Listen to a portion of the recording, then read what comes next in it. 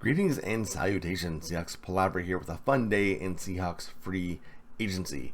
As you can see over here on my wish list, I had put out 10 dudes or so that I thought would make good contracts for the Seahawks. These are traitsy guys, not too expensive, but really accomplished that I thought would fill holes, immediate holes in our roster. And out of the hundreds of potential free agents that the Seahawks could have signed, they got two of them off my wish list, which makes me pretty happy, to be honest. Before I get into that, though, if you can please throw me a like, subscribe, and comment down below as we go along this list, so I can get your point of view and hear the things that you have to say, because that's interesting.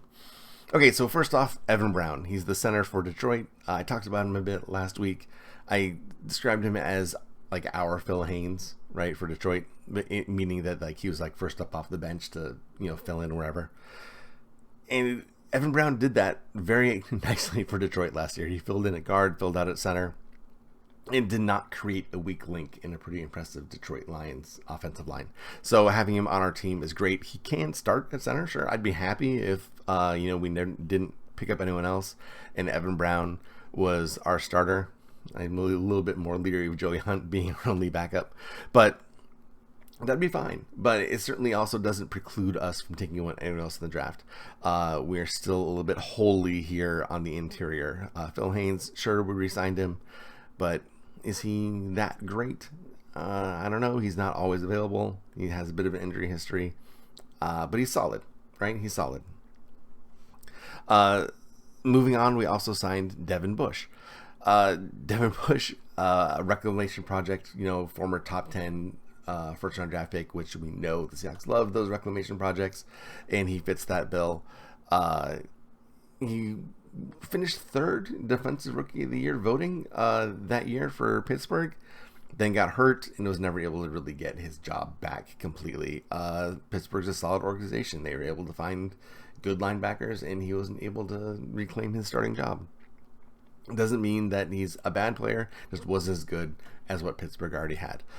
He still has all his tools, all his traits. He's a great sideline to sideline rusher, and we did not have anyone in this spot because Jordan Brooks hurt coming back from injury. We don't know what he's going to be like. Like I said, it took Quandre Diggs half a year last year to get back to a semblance of his former self, and I anticipate it might take Jordan Brooks that long as well. So having Devin Bush there to spot start to fill in for Cody Barton, who I think that with Devin Bush, we won't even remember that Cody Barton was even here. I was never really a big Cody Barton fan. But I think Devin Bush can fill in the Cody Barton role as well as Cody Barton. Now, I'm not saying that it's going to be great. Devin Bush definitely has all the athletic traits, but I don't know if he has it. Up here, he makes questionable decisions on the field and on social media, so we'll just have to see. But I think for the value of his tools, his athletic ability, and a 1-year cheap contract, we can't do a whole lot better than that. I think that combination is going to do us well for next year, right? With Jordan Brooks being hurt, Cody Barton being gone, and John Radigan being just mostly a special teamer, we'll see what happens there. Something interesting I did kind of stumble upon if we're talking about the inside inside linebacker group. The NFL Network coverage when we drafted Tyreek Smith, the commentator was talking about Tyreek Smith being a fill-in for Bobby Wagner being gone. I don't know where he got that from. Tyreek Smith doesn't have the size and the athleticism for it, but that's not what he did at Ohio State. And after the draft, that's not where Pete Carroll said that he'd be playing. So I don't know who that guy talked to get that information, but it's interesting. I don't think that'll ever come to fruition, but we do actually have a very strong outside linebacker core as I was going over it. So maybe potentially moving someone inside wouldn't be the worst idea. I didn't want to talk about them yet, but we might as well do so. Uchenna Nwosu on the outside, of course, can do just about everything, right? So I'm not worried about Uchenna at all. Boye Mafe, while he backed up Bruce Irvin a lot, when he played, he actually graded very well in run defense and was a very sure tackler. He graded very well in there.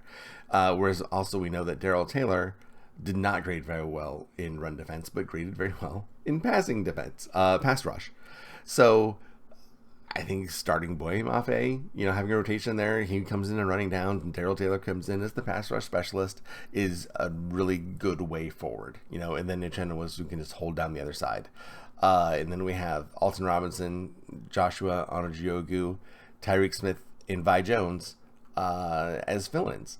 Alton Robinson, he was 260. He trimmed down to 245 last year to really try to be more of a pass rush specialist, or at least play, that 3-4 outside linebacker role. You're playing wide outside the tackle most of the time, just to be faster, drop some weight and be faster. He tried that. He got hurt, unfortunately, was not able to, get involved last year, but I've always liked Alton Robinson, and I'm very interested to see what he can do, with his new body type.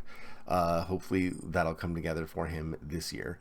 And Ojogu played in one game last year, one of the Arizona games, logging like 11 snaps, all of them outside the tackle and pass rush. We will see what happens there. And of course, Tyreek Smith hurt. We don't know what's happening with him. Vi Jones, again, potential. We don't really know what we have in him. We had this other guy, Daryl Jackson. I remember we paid for Carolina. We have not re-signed him, so I don't know if that's in the cards or not. But between Mafe, Nwosu, and Taylor, I think our outside linebackers starters are set, right? Unless at the very top of the draft, we get some like a Will Anderson, who can, kind of be Boye Mafe and Darrell Taylor in one person, because he can do both. I kind of feel okay going into the next season with these guys, this trio, being our starter, kind of a Cerberus, if you will. I think we'd be okay there on the outside.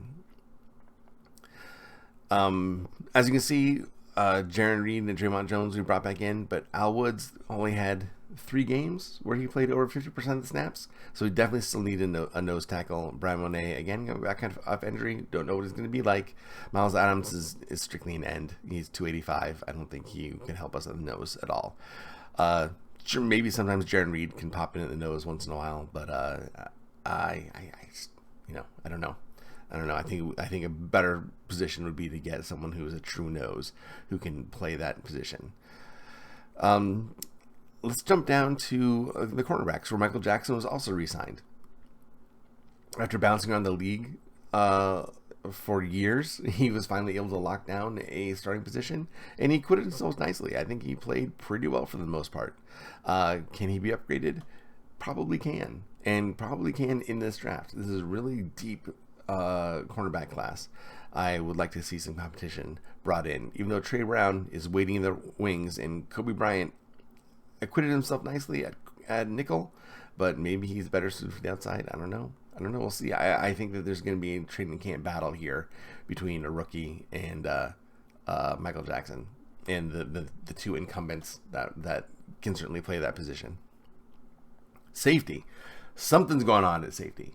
Of course, Jamal Adams coming back from injury again. He lasted less than half a game. It was very disappointing with the amount of money he's making, that he just cannot hold up to the rigors of the game. And you see that we have no patience for that. That's why Rashad Penny's gone, signing $1.3 million with the Eagles. I would have paid $1.3 million for half a season of Rashad Penny backing up Ken Walker. That's how much I think he brings to the team, and a nice change of pace between him and Kenneth Walker too. But unfortunately, the team just doesn't want to ride that roller coaster anymore. So Rashad Penny's gone, and so I think they're kind of losing patience with Jamal Adams as well, which is why we brought in 5 safeties so far this season to see how they can fit in with us. J.L. Skinner, Jordan Hoden, and Jimmy Robinson, of course, are in the draft this year, so we brought them in for official 30-day visits. And then Lonnie Johnson and Julian Love are free agents that we brought in, I think, yesterday to see how they fit into our scheme. Nothing's happened with that. I don't anticipate that anything is going to happen anytime soon, but at some point, this has to be addressed. They're paying way too much money for these two players, and Jamal Adams, as much as I love the guy, he's just not available. And Ryan Neal, we could have tendered at the $4 million level, and I would have been happy with that. I think he's a fantastic player. One of the best safeties graded out in the league last year, and got some All-Pro votes, and we're letting him test free agency. I don't know if that's the best idea. I guess maybe we're just doing him a solid. Like, hey, Ryan, thanks for playing. Go get your money. And then maybe that's why we're looking for all these safeties. But yeah, it just breaks my heart a little bit because he's kind of a homegrown guy that grew up to be a really good player, and we could have had him for another year for $4 million. Now I think another team is going to sign him for more, and it's going to be their gain and our loss. Skipping over to the offense, tight ends. These are all gone next year. Noah Fant, Kobe Parkinson, their contracts are up. Tyler Mabry hasn't really shown a whole lot to see if he's worth bringing back anything longer than that. And Will Disley's hurt all the time. So while these guys will be good this year, I don't know going forward what's going to happen. And it's a pretty good draft class for tight ends this year. So it might be nice to bring one in and have some hedge for the future. Wideouts, we know our top two are fantastic. But as the adage says, your offense is often only as good as your third wideout. And D. Eskridge has not put it all together yet. I hope that this year he does. I really, really do. A lot of wideouts break out in the third year, but we've been waiting on D. Eskridge for a while, and he has just not produced. Drake Young, raw, but I think talented. Cade Thompson, same thing. But, not a great wide receiver class. Maybe we have to go early to shore up our wide receiver 3. I don't know. What do you think? I'm torn on it. I'm absolutely torn on it. I will have to see how the draft board falls. At running back, we definitely need more. Would have liked to have Rashad Penny back, but Kenneth Walker is great. DJ Dallas is solid but unspectacular. I would like to see a rookie come in and see if he can have more of an impact. And then, of course, Drew Lock signed, which is nice. He complements Geno Smith very well. They get along. They have a nice dynamic.